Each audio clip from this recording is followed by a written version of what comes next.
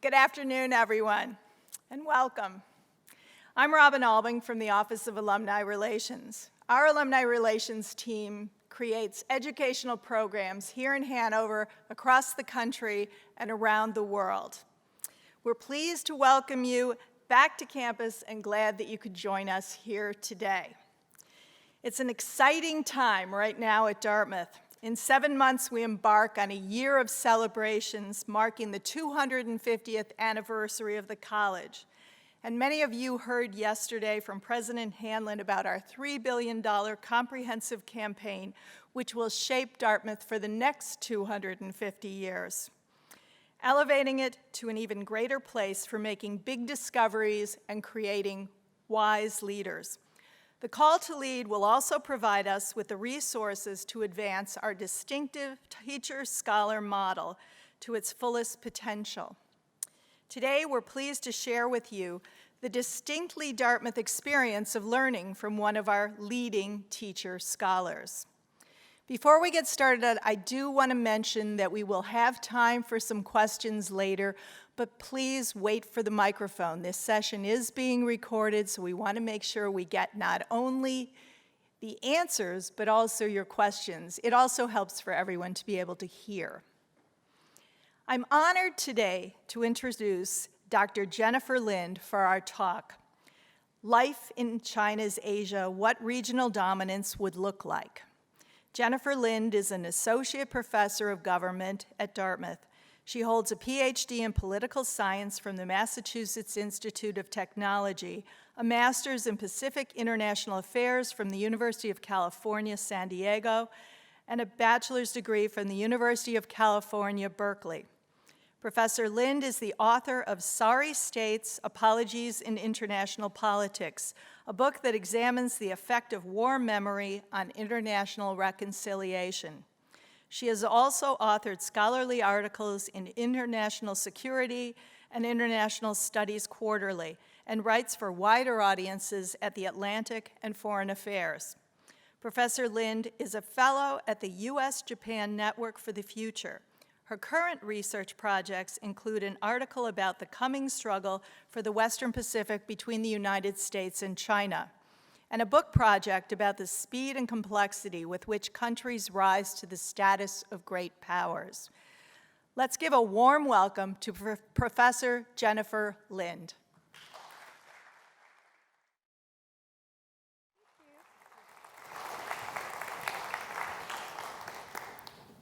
Hi, everyone. How are you? You having a good reunion?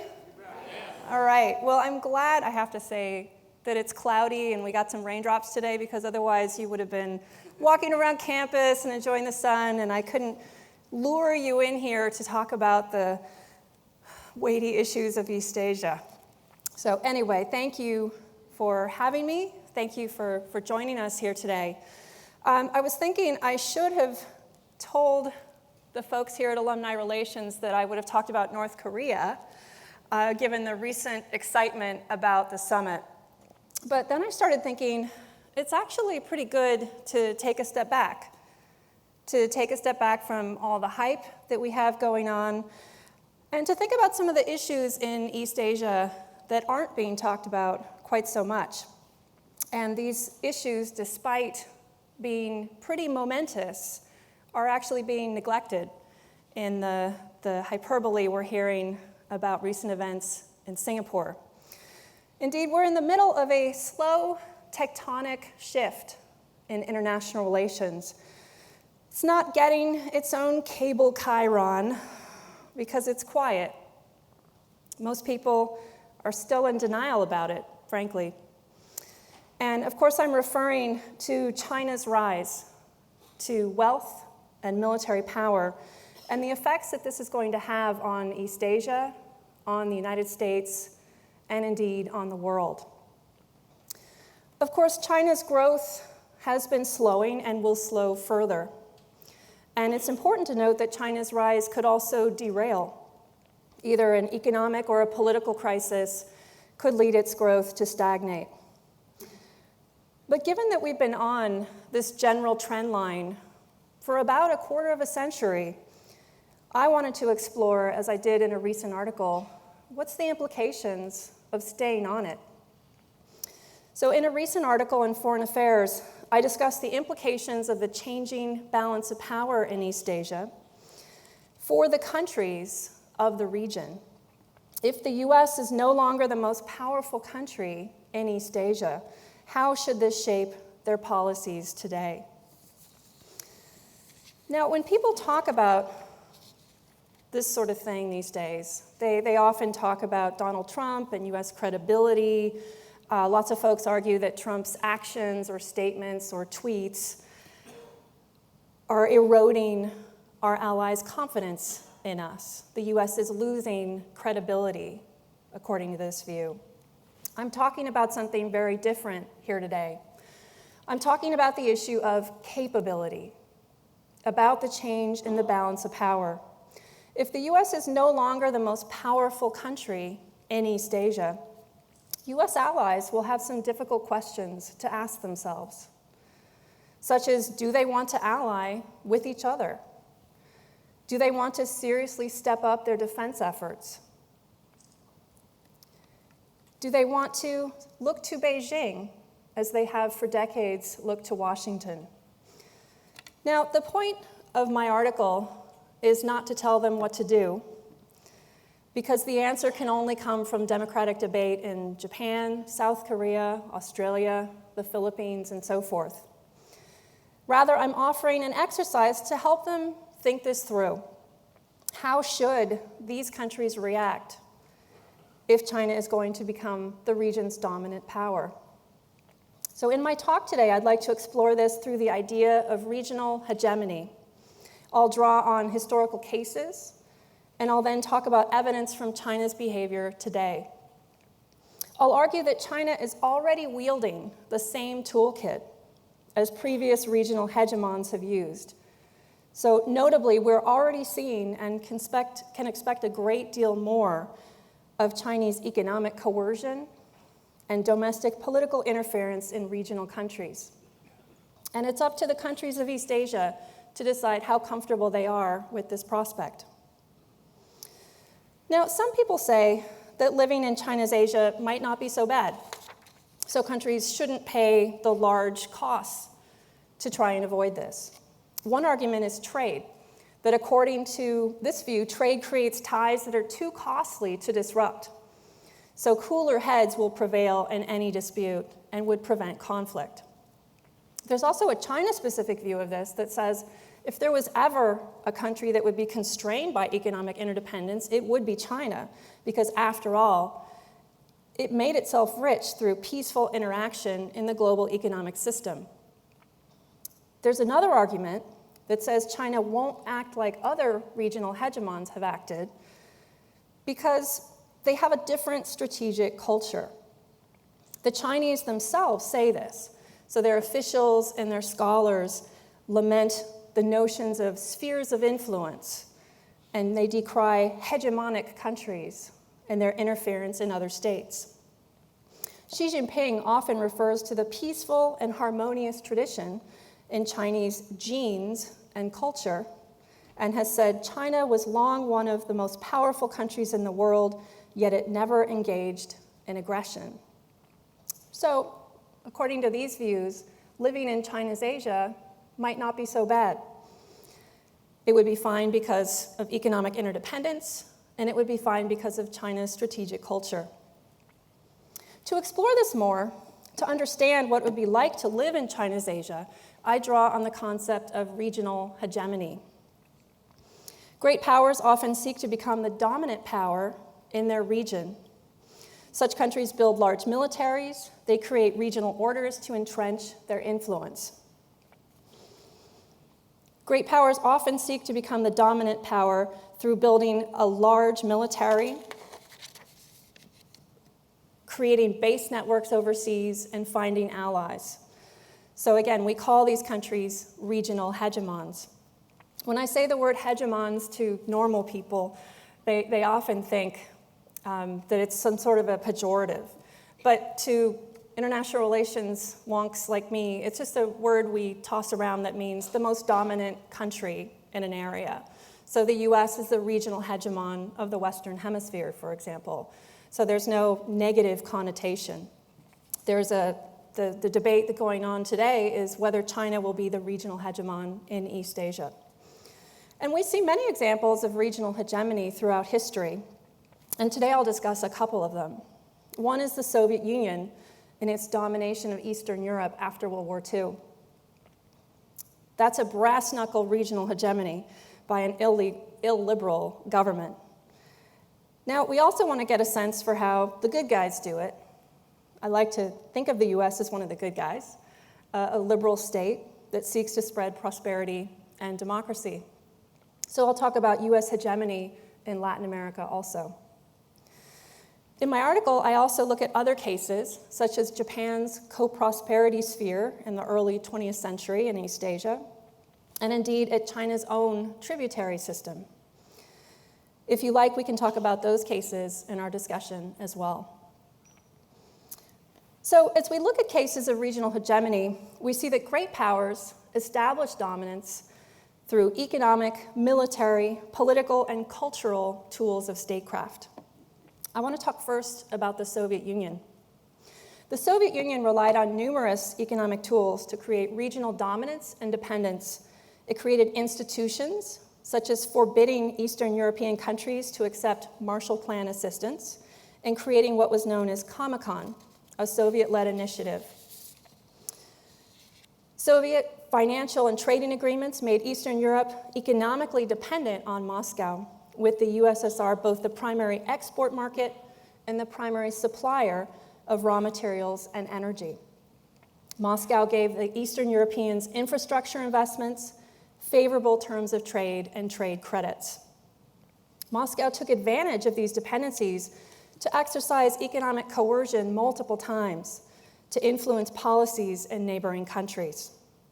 The Soviet Union also intervened in domestic politics in many different ways to ensure deference to Moscow and to head off any signs of pro-Western governments. From the beginning, Soviet armies installed communist parties in power in East Germany, Poland, Czechoslovakia, Hungary, Romania, and Bulgaria. Opposition parties that tried to gain traction faced harassment, including arrests, police violence, torture, and murder. Later, the Soviets relied on more subtle control devices, such as identifying rising leaders and bringing them to Soviet schools to create personal connections.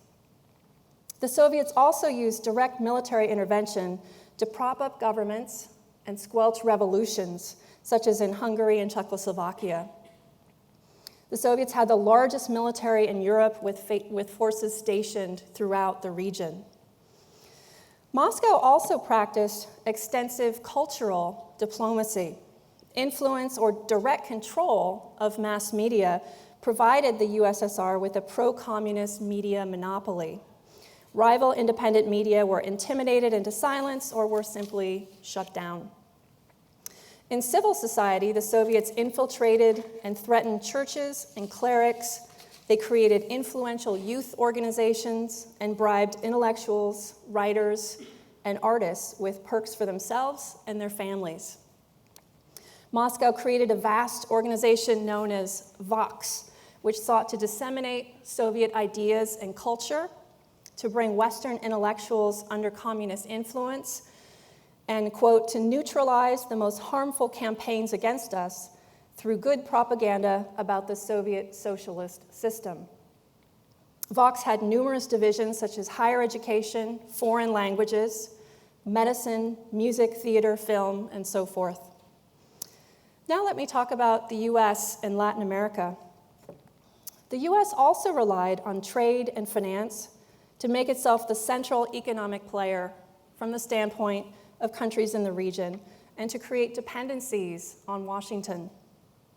Through policies such as the Big Brother policy in the 1880s, dollar diplomacy in the 1900s, the Alliance for Progress in the 1960s, the US used diplomacy to advance its economic interests and vice versa. The US signed various bilateral and multilateral free trade agreements with regional countries. American banks spread throughout the region, diverting Latin American capital to American firms and buying off loans that were held by foreign banks. The US also created a regional architecture to promote its own leadership. The International Monetary Fund, IMF, the World Bank, the Inter-American Development Bank, and the Export-Import Bank all shaped regional development in ways to reduce communist influence and to promote Washington's agenda. The Organization of American States provided a valuable diplomatic forum. The US frequently used economic coercion against Latin American firms and leaders. A few of the countless examples include the longstanding embargo of Cuba, embargoes of Chile and Nicaragua, in which the US enlisted the IMF and the World Bank to halt loans as part of its pressure. Washington frequently used military force to advance its economic agenda, far too many times for me to recount here. The US also intervened extensively in regional politics, using every possible tool of statecraft. Washington sought to topple or undermine countless leaders who were perceived as hostile to the US and sympathetic to anti-communism. This cartoon, his neighborly suggestion, appeared on the cover of Puck magazine in March 1903. It's pretty common depiction of US-Latin American relations in that period, showing this avuncular, powerful United States and demeaning the people and countries of the region. Uncle Sam is warning here that while he's digging the canal in Panama, he will not tolerate any popular uprisings. The US intervened both overtly and covertly in Latin America. For covert operations, the US frequently trained and funded rebel forces.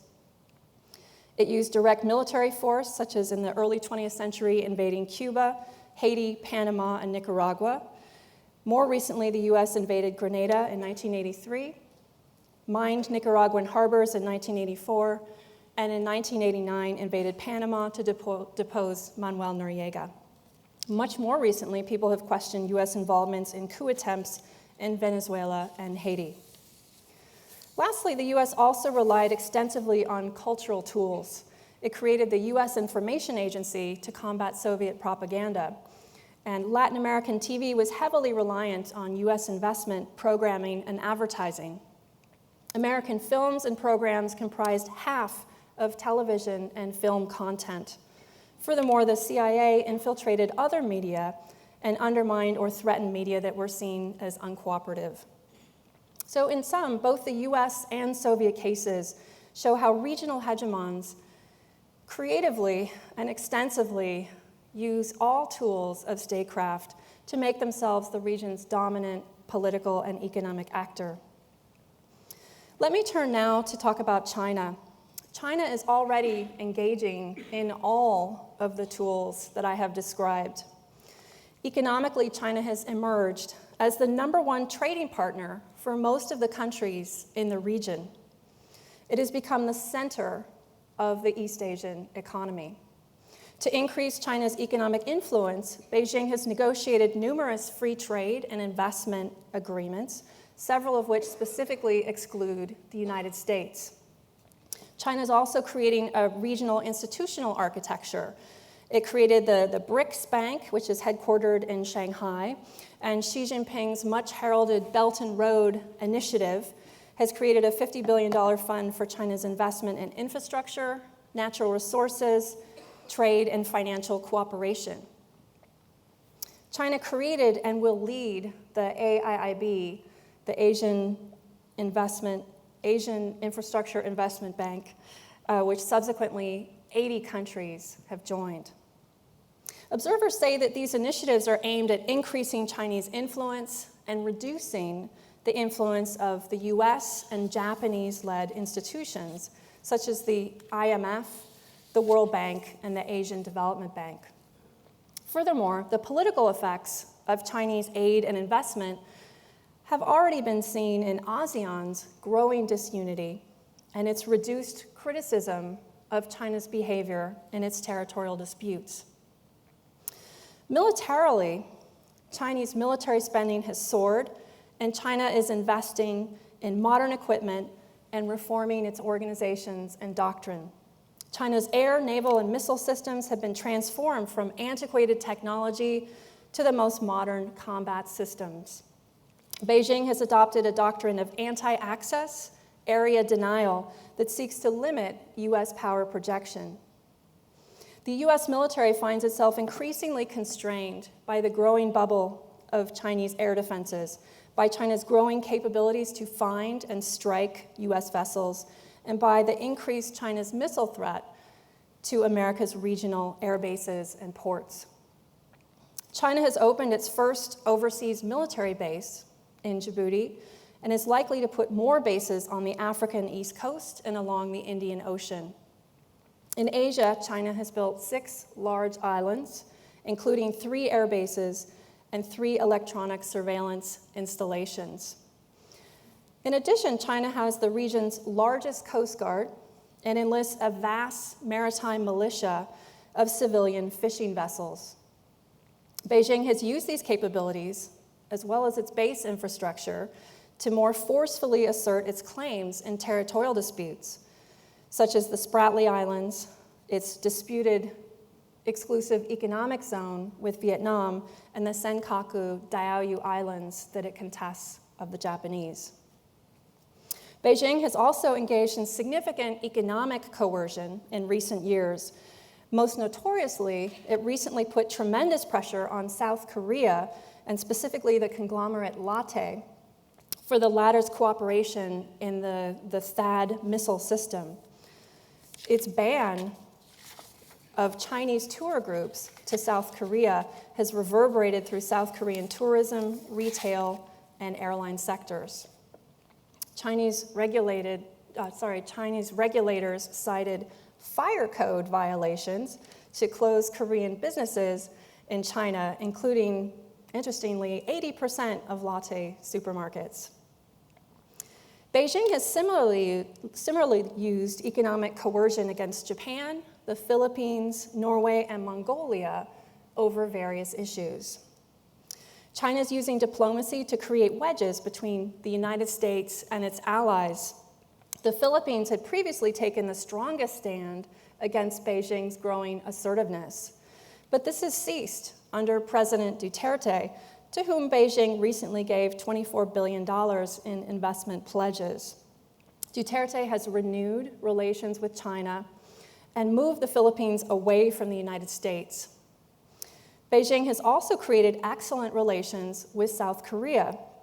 It regularly invokes World War II historical memory to encourage Chinese cooperation with Seoul, to delegitimize Japanese regional leadership, and to make it difficult for other leaders to pursue cooperation with Japan.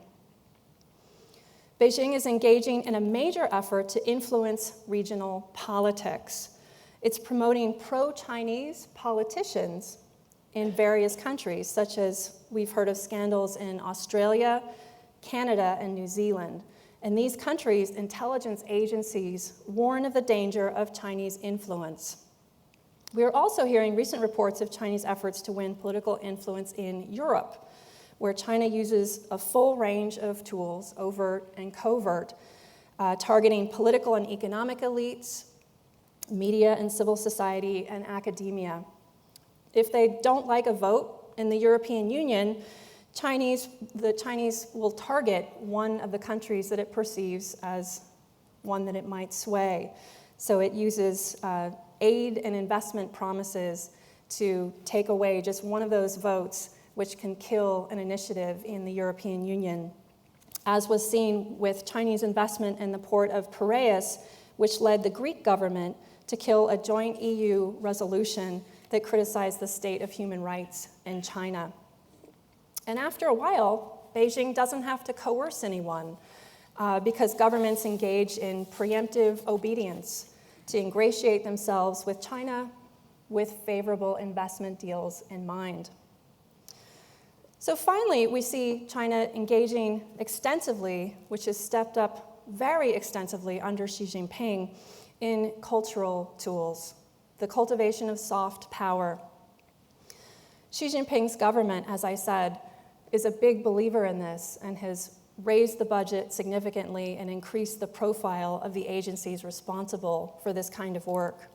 The United Front Work Department of the Chinese Communist Party is the office tasked with managing China's soft power. And according to its internal guidance, its mission is to protect China from enemy propaganda and to project a positive influence of the country abroad. Initiatives include the over 500 Confucius Institutes set up around the world. The government also provides scholarships for study in China, and China has become the world's third most popular destination for foreign study. In several countries, notably in Australia, Beijing is also infiltrating college campuses and student organizations. It frequently mobilizes the overseas Chinese diaspora to demonstrate in support of Beijing. Finally, China is also shaping its image through active involvement in publishing, broadcasting, and film, which is shaping real-time global content that we see about China and Chinese policies. So let me conclude with 3 points.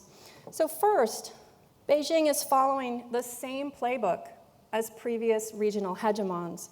It employs economic coercion to advance its interests. It is creating a regional institutional architecture. And it's devoting tremendous energy to cultural initiatives to establish its centrality in the region.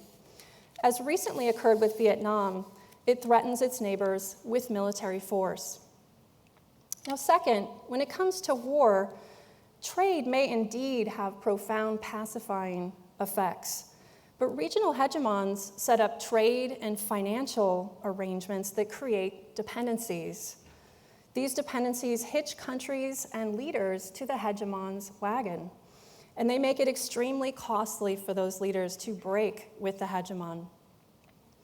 And third, previous cases show us that regional hegemons not only force external great powers out, they will work assiduously to prevent them from regaining a foothold.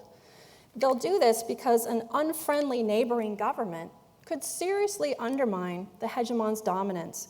For example, the neighbor might allow an extra-regional great power to station military forces, or it might sign a trade agreement that creates greater interaction with an outside power, and so forth.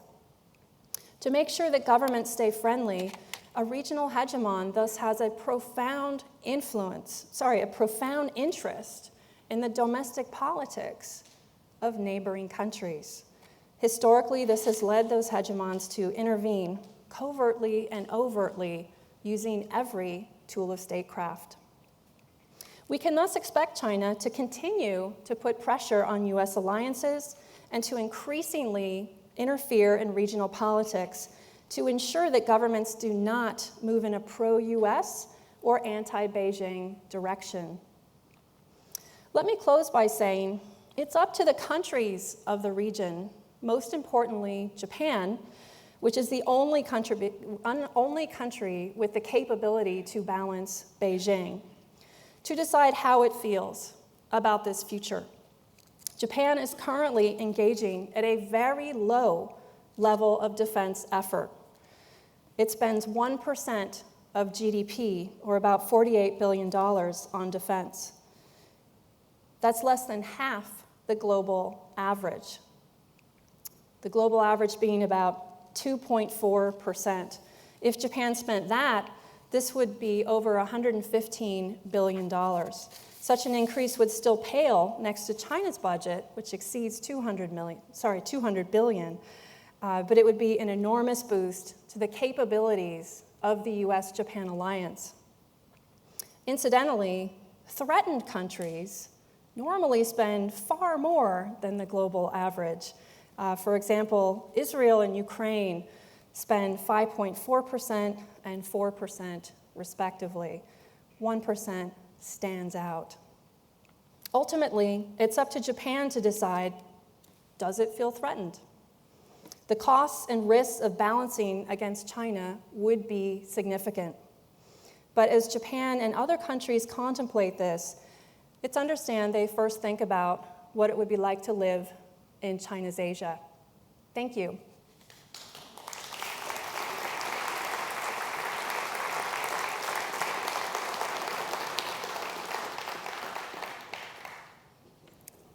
So I'm happy to take questions about China, about all of the remarks I've just made, and at some point, maybe immediately, you'll want to talk about North Korea, and I welcome that also. I'll just reiterate Robin's request to ask questions into the microphone, and maybe you can identify yourself and tell us who you are and where you're from. Is there a way for the United States to promulgate problems within China by trying to raise nationalistic sub-parts of China to be independent countries, and therefore force China to divert some of its military effort to internal tensions? The Chinese already think we're doing this, which is partly why they're extremely distrustful of the United States. We are, in fact, doing this through, I can't tell you, I don't know what we're doing in terms of covert operations. Overtly, we do fund through State Department budgets, we do fund various organizations, NGOs, semi-private, semi-sort of State Department funded organizations that are working to support democracy and to support human rights. And so that's something that I think most Americans are aware of, and we see as, well, that's just, we do that in different countries and different societies, and that's just US support for civil society, and that's straightforward and uncomplicated. That's viewed in Russia and in China as extremely complicated and extremely unwelcome. And so they already point to this kind of action as deeply threatening and antagonistic to their governments. So we can ask ourselves, do we want to double down and go this route in terms of how far we're actually going toward arming or encouraging secessionist movements, like in Xinjiang, for example? I have no idea. I tend to think that, I think it's actually changed over time, where maybe when China was weaker and less politically significant and less militarily powerful, maybe that was some kind of behavior that we could have experimented with and see if we could, anything would come of it. My sense now is we're dealing with a superpower that's extremely important, as we're talking about with North Korea and such a myriad other areas. This is a country we need to be able to work with. And if that country thinks we're literally trying to overthrow the regime, it will not work with us, and our relations will get extremely antagonistic in a way that they haven't been since the days of Mao Zedong. So again, I would just encourage you to think about the fact that we're already sort of tarred with this right now in our current relations through these kind of pro-democracy, pro-human rights activities, even though we're perhaps doing it in a fairly minor way. And there would be costs associated with stepping that up. I'm Reg Jones, class of 63. Okay. Two things. I wonder if you could compare or help us understand the influence by the Russian infiltrations or efforts to have impacts on the United States versus the Chinese efforts, since we're all sort of in this same game together. And then secondly, I wonder how much of international corporatization has gone beyond states to a sort of multinational, non-state corporate power structure, and how does that play into these relationships?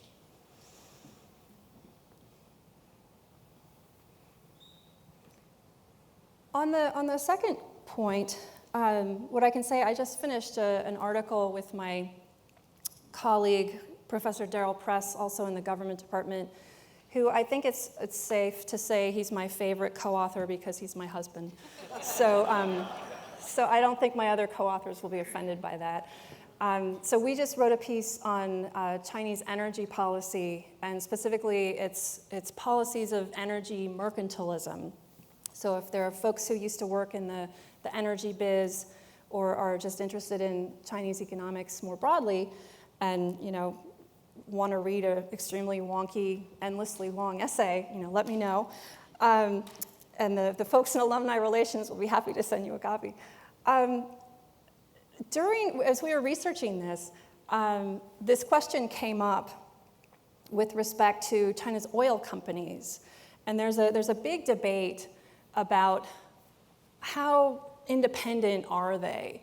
And there's a big debate in terms of if the politics is pointing in one direction and their bottom line, their shareholders are pointing them toward a different policy, what would they do? And I think that this is a really interesting question, certainly historically for the United States and its the IOCs, the international oil companies. There's fascinating history of the US government actually leaning on US-based oil companies and them essentially giving in. And this is in a democracy where obviously these companies are extremely concerned about their bottom line. Think about this in China, where this is a state-owned enterprise, right? These are state-owned national oil companies. And so in that situation, I think we can be pretty confident that it's Beijing's agenda that's going to be observed. And so with respect to the energy companies, with respect to a lot of these big metallurgy companies and lots of just state-owned enterprise more broadly, we can talk about the demands of the global economy, and these are real, but we should also remember that ultimately companies, even American ones, they answer to their home governments. And this is still a very, very powerful thing in international politics, as much as we like to talk about transnationalism and globalization. And the Soviet versus China influences? In terms of them seeking to influence our politics, the Soviet, do you mean Russian today? I do this all the time because I'm reading Cold War history and then I go talk to my students in class and I say Soviet and they look at me like I'm insane. But, I was just reading about the Cold War. So, yeah, I get it. We've been reading a lot about Russia's attempt to influence US elections, and we're still trying to figure out just how extensive this was. And with the Chinese, this is not something that I'm aware that they've engaged in extensively yet in the US, although I'm sure there'll be some big expose tomorrow in Politico that explains, why Trump won because of Beijing. So we can only wait for this. So far, what we've been hearing about is Chinese influence via seeking to buy politicians, right? So I haven't heard of them doing the Facebook thing or whatever the case may be. The influence seeking has been to try and influence specific politicians and to have them promote agendas that are friendly to Beijing's agenda. And again, this is something that I would say is just getting going. So Russia's an old hand in this. They've brought this to a new art form and using the latest in technologies to do so. The Chinese are cyber experts, as we know, in terms of intellectual property theft and everything else that they've been doing. So I'm guessing this is just the beginning of all sorts of these kinds of activities, and we can certainly expect to see this in the United States as well. Am I fielding questions, or yeah? Lakefield, Connecticut. I just have a question about Xi Jinping. What's he like as a personality, and is there any cult of personality left in China, or did that just go bye-bye and we're now all corporate? Obviously, the cult of personality was very intense under Mao Zedong, the little red book and the badges and the giant, pictures. Deng Xiaoping, also portrayed as this big national hero. The Mao cult has come under some contestation. People in China are smart and they have access to information, and they're asking reasonable questions like, did we need to starve 35 million people to death? So they have had an interesting kind of bubbling up of a conversation about these heroes of the past.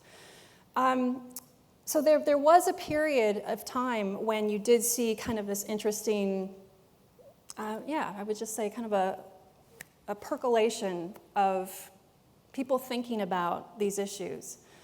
That's over. China has gone in a very different direction. Remember when Xi Jinping came to power and everybody said maybe he'll be this great liberalizer?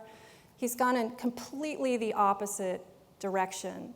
So freedom of thought has been significantly curtailed in terms of people's ability to express opinions online, scholars' ability to say things critical of the government, to write articles on topics. I go to conferences in Beijing, and they can't say a word. They just sit there silently.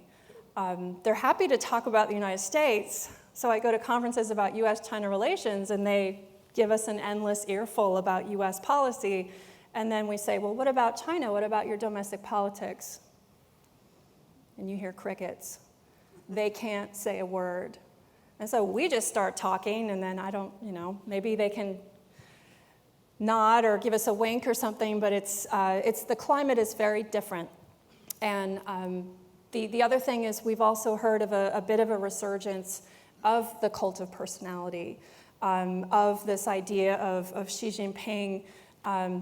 You guys probably read about Xi Jinping thought, right, being now something to be lauded and praised and taught and studied in a way that sounds a lot like Mao. And this was an era that we thought we were moving away from.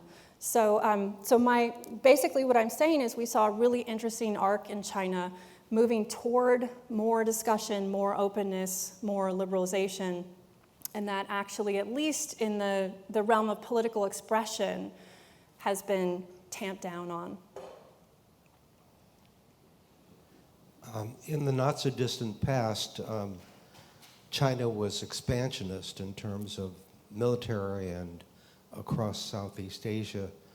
And from our travel in Tibet, I saw the impact of what the Chinese are trying to do. How much should be worried about military expansion at this time and territorial ambitions? I think the Chinese have been really clear on what they think is theirs. And so I think this is an example where we shouldn't be at all surprised or confused about what's going on. They say that it's the Chinese Communist Party's goal to reunite the historical territories. And they explain to us what those territories are. And so, for example, that includes Taiwan, for which they absolutely will use military force if need be. These arguments about, what about the economy? No, the job number one of a government is to hang on to the bits of the country. And if the bits start floating away, you won't stay a government for very long, particularly in a system like this. So yes, Taiwan is absolutely on that list. It's number one on that list. The South China Sea, right? So they draw the line in the South China Sea, the 9-dash line, as they refer to it. And they say, we own that. And other countries protest and they say, wait a minute, we have this UN convention on the law of the sea. But regional hegemons are funny that way. They say, we don't care. Just like there was this verdict, I'll just remind us, there was this verdict that the US didn't like, and we mined Nicaragua's harbors, as I mentioned. And that wasn't cool, according to this law that we're now waving at China and saying, you must obey. So again, regional hegemons do what they want. They are concerned about their relations with big countries. They're concerned about economic stability, absolutely.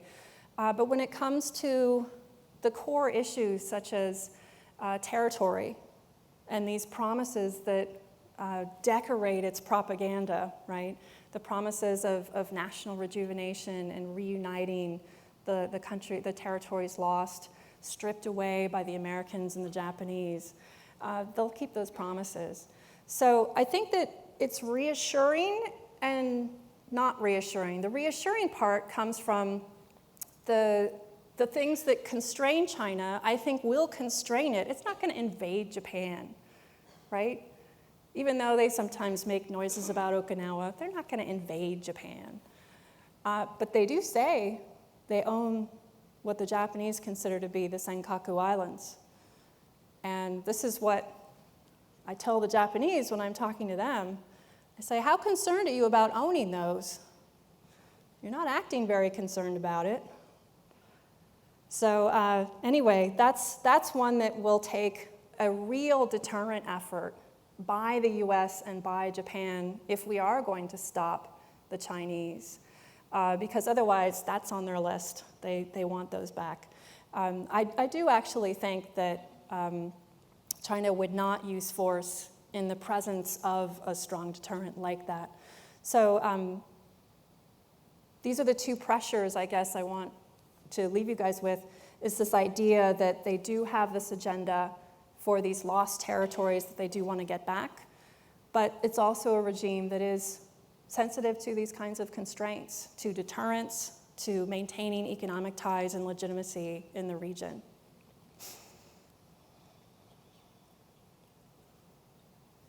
Sturgis Dorrance from the class of '63. Would you talk a little bit more about the evolution and development of the Chinese diaspora in Africa, which is way beyond the normal range of a hegemon, and also some sense of the possibilities for the Silk Road Initiative, where that may be going? And I know in China there are, and elsewhere in Asia, there are questions whether that project may be one step too far, but I'd be interested in hearing what you have to say. With respect to the diaspora, I can't say I know a whole lot about it other than to note that this is one important tool in the toolkit, right? That there are interesting, we can't say that a hegemon has a cookie cutter set of tools, like you have these 6 things. Sometimes you have a tool that maybe another regional hegemon wouldn't have had, and the diaspora is absolutely one of them. This is the same for India also, right? So India, when we talk about India as a great power, I teach a class called the Rise and Fall of Great Powers, and we talked about how population and people play a role in great power. And we talked about India's diaspora, and the example you're giving here of China's diaspora is another big asset that China enjoys here, which is it gives people influence. It gives the Chinese influence throughout the world, even as in places as far-flung as this. And so we've seen China take advantage of this in ways that I don't believe the Indian government does, in terms of actually trying to control their activities actually in a fairly sinister way. We hear evidence of people being leaned on, threats against their family members back home, people being monitored, spied on. So this is a rather insidious thing that we're hearing about, but it's a significant source of power for China. In terms of the Belt and Road, I had the graphic up here from its inception. This was something that we have yet to see in terms of what impact it's going to have.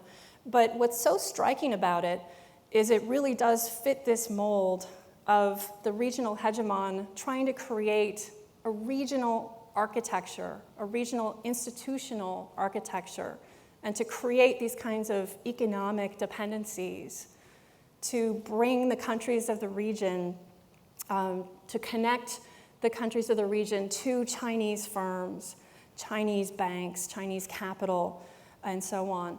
So as you mentioned, there's been a little bit of backlash against it when you hear of people in different countries. I heard there's a recent episode in Pakistan where they were dissatisfied with the way it was going, and they were feeling the Chinese were very heavy-handed and so on.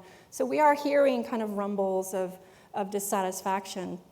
My sense is the Chinese can pivot pretty quickly. They're extremely shrewd about this sort of thing. And their diplomacy has gotten extremely shrewd also. So my sense is, at a minimum, this is going to be a good economic initiative for the Chinese.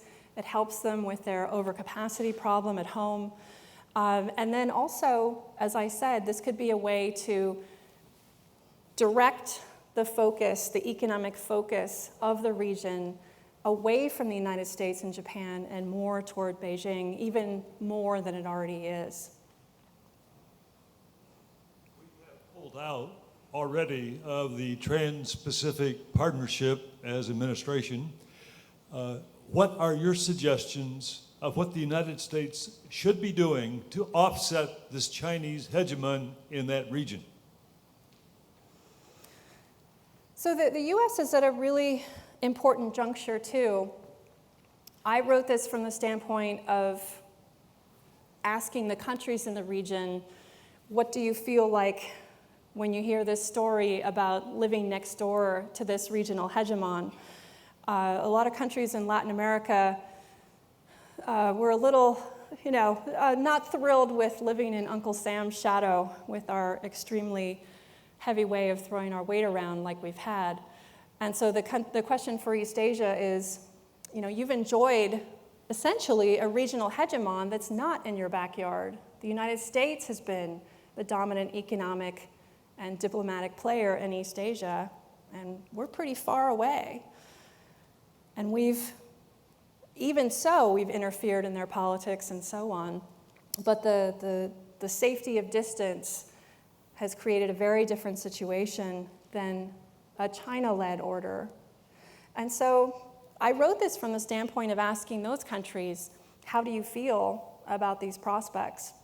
But the U.S. also is at this moment where it has to think about, how do we feel about it? And so this is a tremendous time of flux in U.S. foreign policy. And you can see this from our upheaval in the election of 2016, our general angst about our dissatisfaction with the liberal world order and the costs that the U.S. have borne to provide it and to partner with our other countries to provide it. So I think it comes down to a question of, do you continue to try and be a leading, prominent, or I should say dominant force in this liberal US-led order, which rests on American alliances? Or do you say the balance of power is shifting, at least in East Asia, it's becoming very dangerous to do that strategy. And so do we want to adopt a different strategy? And maybe in the middle is some sort of condominium. You can come to terms with China and say, you can have your sphere in Asia and we can have ours, and we can coexist. But ultimately, it comes down to a pretty important foreign policy debate, and we really are at an important moment. This conversation is being forced precisely by this big shift that I was telling you about with the growth of Chinese power. And sadly, I don't think we're having that conversation. Like I said, we're very distracted by the theatrics of various issues. And I don't think the media are helping at all. And so this kind of more sober conversation about U.S. grand strategy is one that it's going to be left up to us to kind of puzzle through on our own. Arnie Katz, class of 63. Can you compare in actual dollars as opposed to percent of GNP the military budgets of the countries we're talking about? So the U.S., right, we're about $600 billion. China's at about $200 billion, but nobody's really sure. Chinese statistics not being the most reliable statistics in the world. The Japanese, who I mentioned, they spend about $50 billion. So if you think about it from the standpoint of the growth of the Chinese economy, the U.S., I mean, it sounds like the U.S., no problem, right? Why on earth would we have a problem given we're spending $600 billion, right? So the issue, though, is the U.S. has military commitments all over the world. And China is in the neighborhood that we're talking about, right? So if we want to deter or fight China in East Asia, we would have to project power into that region when they have defense dominance there. So they're not trying to uphold the international world order with its many alliances. They're just trying in their own home turf to make it more difficult for us to do what we need to do. And so they have a much easier time of it than we do. This is a really important point, actually, that it comes out. A lot of times you see these comparisons of China and the US, and the people who say, oh, America's doing great, America's going to be number one, they compare these sort of global power balances.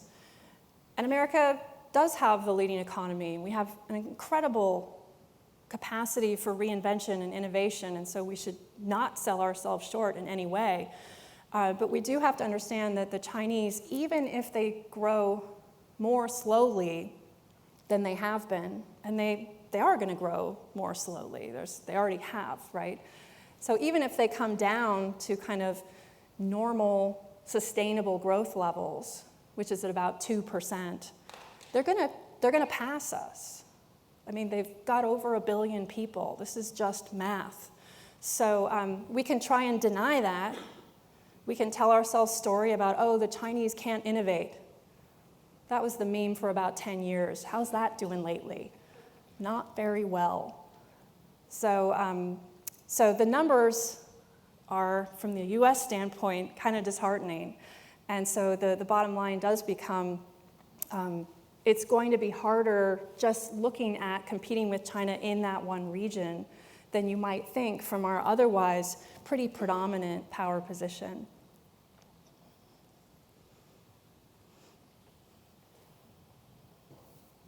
Freeman Ford, I'm from the California hegemon, so out west, most of us here. I'm curious about internal threats. Could you comment on the fact that the U.S. is relatively monolithic? We all speak more or less the same language and have more or less a common culture. That's not true at all in China. It's huge and hugely diverse. And the changes have been extraordinary. So could you comment on how it's going to be for leadership in Beijing to handle all of these internal tensions, 10, 15 years out? This is a great question. And the people who are making this smart rejoinder of what I just said in terms of, oh, China's going to catch up and so on, they talk about the internal problems, right? They talk about the environmental cleanup that China's going to have to engage in. They talk about the shadow banking sector and how this is going to come back to haunt China and so on. So those are the other internal things that are sort of lurking there and could cause a lot of trouble. The demographics are a whole other really interesting question.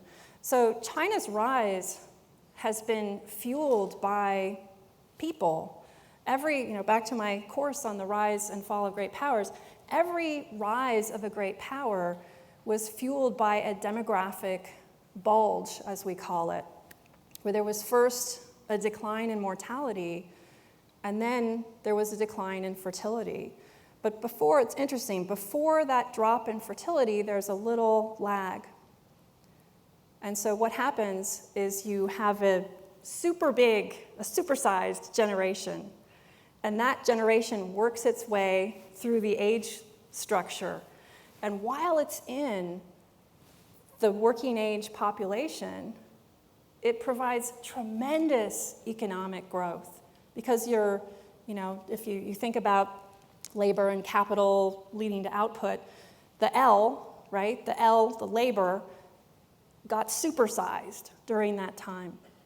And so that's how China has been able to experience this unbelievable growth, is they had this massive population bulge, which they supersized even more through the one-child policy, meaning they didn't have dependents to care for.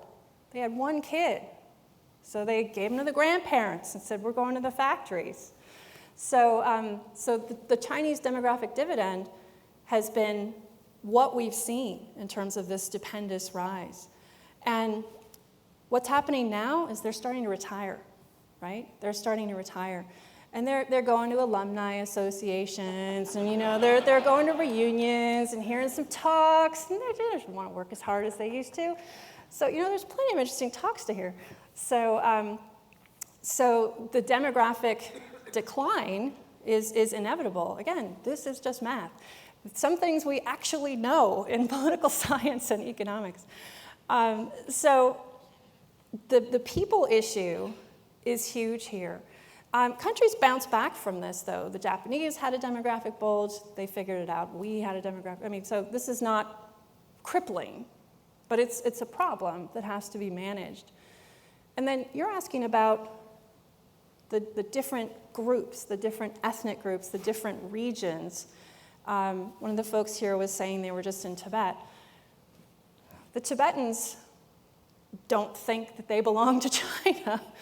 In Xinjiang, there's rather complex views like this as well. And so the question is, will any of that unrest percolate out to be something that the Chinese government will face a real trouble quelling? And so far, we've seen the Chinese government handle it pretty effectively. And we can imagine that they'll continue to do so pretty effectively. They're also doing some interesting demographic policies of their own, like, for example, getting Chinese to settle in these regions, ethnic Han Chinese to settle in these regions, and encouraging intermarriage to essentially grow families who are going to eliminate those regional identities. So they're using all the tools, again, to address these domestic problems. They're preventing the speaking of these languages, right, the local languages. They're successfully kind of creating the national Chinese identity. They don't do this, in this sort of ruthless way, like the Japanese and the annexation of Korea, for example. This is an area I study a lot. They basically inform the Koreans, you are now members of the Japanese Empire, you will have Japanese names, you will speak the Japanese language, you will sing songs to the emperor every morning in school, and so on. So, some of that is true, but in terms of the Chinese policies. But if you all watched the Olympics and so on, you saw these expressions of these kind of folk traditions and ethnic identities that the Chinese still allow. And so it's not like they're completely trying to stamp out this identity. But they are certainly managing this in a way so they can prevent it from having a political expression. Pete Durno, class of 1958. Do you have any comment on the apparent large numbers of Chinese students attending our various colleges and universities all around the country? And are these students attending based on their own individual decisions to do so, or is this part of Chinese government policy? And if it's government policy, presumably they're receiving government financial assistance. And the last part is a little dirty, but do you know how many students from China we have here at Dartmouth, and are they receiving any financial aid?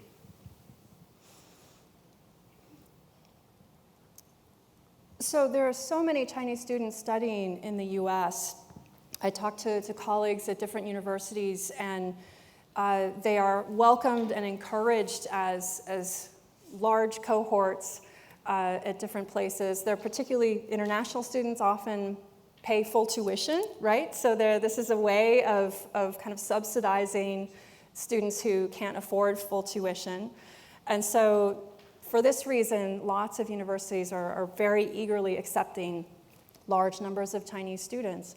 And I would say, in my own experience, the vast majority are just curious, smart, wide-eyed kids, and they're great and they're awesome. And when I stand here and I talk about the Great Leap Forward and how Mao killed 35 million people and all this stuff, and they're writing it down and taking it in, and they comment, they're great, they engage.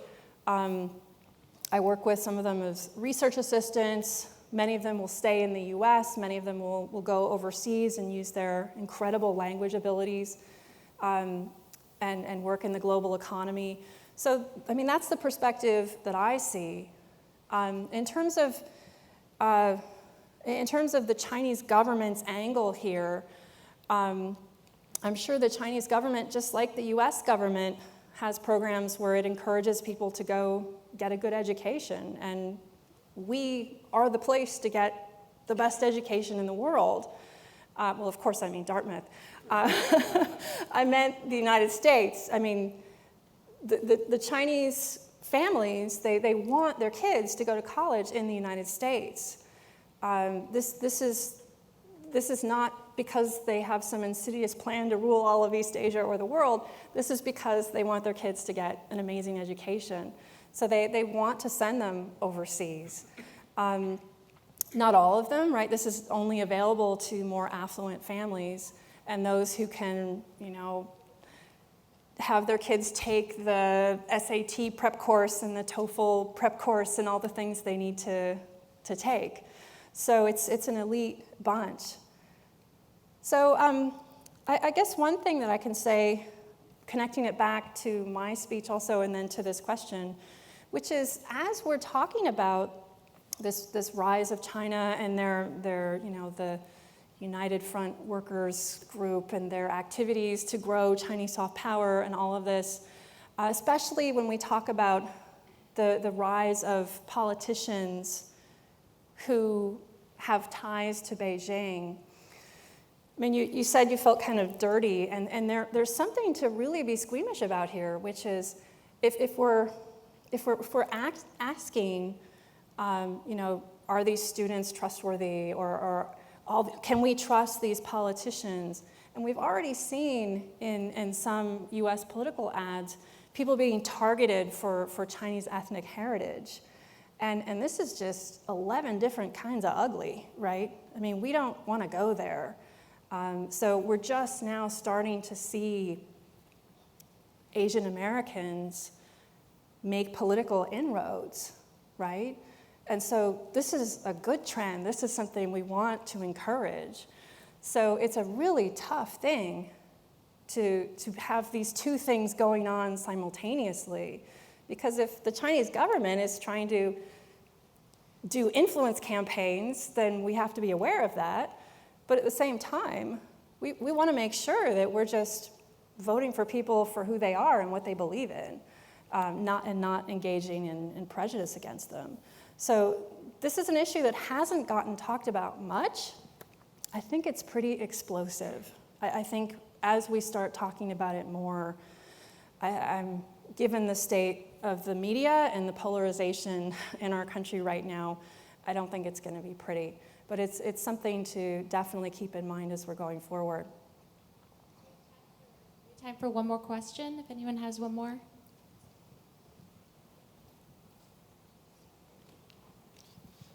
Bill Allen from Skaneateles, New York. Everybody knows where that is. Your thoughts on India versus China. When one travels through that area, you just have to be impressed with these two massive countries with, I think, conflicting thoughts for the future. Your thoughts? I think China is further along, and it's the It's the Chinese story that's preoccupying us right now, and for good reason. We can't forget about India because it has so much potential. But when you look at largely in terms of the capacity of governance in India, the sort of human capital, the education in particular, India has such a long way to go. The Chinese have moved far more quickly and much further in this direction toward development than India has. And until India can sort out some of these really basic things, which the Chinese have managed to sort out, this is not a conversation we need to have yet, right? There is no rise of India. They're much further delayed in terms of their economic rise. And whether or not they will experience their economic rise depends on if they can sort out these issues of institutional strength, anti-corruption, education, and even just basic public health and things like this, which the Chinese have actually done a far more effective job at. And then the question will be, will these neighbors get along? How well will they get along? What are their different visions? And so it's a very interesting topic indeed. But for now, the one we need to be thinking about is China. Please join me in thanking Professor Lin for the talk today. Thanks so much. Thank you.